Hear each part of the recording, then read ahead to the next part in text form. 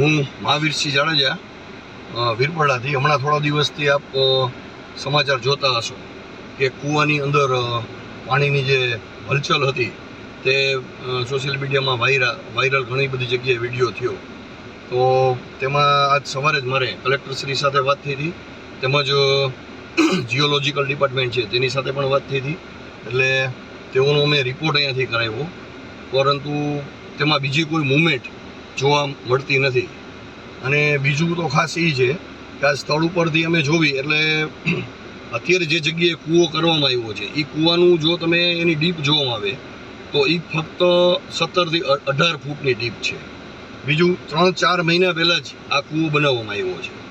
અને કૂવાની અંદર water resource માટે આ કેનાલનું પાણી છે એની બાજુમાં એક્ઝેક્ટ હાઈવેથી તમે જોશો એટલે 10થી 12 ફૂટ કેનાલ છે. કેનાલનું પાણી અત્યારે સતત ભર્યું છે. એક્ઝેક્ટ એની બાજુમાં 5x5ની કુંડી છે. એ કુંડીની અંદરથી 3 ફૂટનો પાઇપ સીધો જ કૂવાની અંદર પસાર કર્યો છે. એટલે કે એનાથી શું છે, કૂવો રિચાર્જ થઈ શકે એ આખી સિસ્ટમ છે. એ પ્રેસ મીડિયાવાળાએ કોઈ એના ઉપર ધ્યાન દીધું નથી. ખરેખર આ બાબત જોઈ હોત તો તરત એમને ખ્યાલ આવી જાત કે આના કારણે આની મૂવમેન્ટ છે પાણીની એ થઈ શકે છે. આ જ કૂવાની અંદર થતી હોય તો આ બાજુમાં બીજો કૂવો છે એમાં કેમ કોઈ પણ જાતની મૂવમેન્ટ તમને પાણીની જોવા મળતી નથી. એટલે મારી ખાસ તો બધાને નમ્ર વિનંતી છે કે આનું કોઈ બીજું સાયન્ટિફિકલી રીઝન નથી.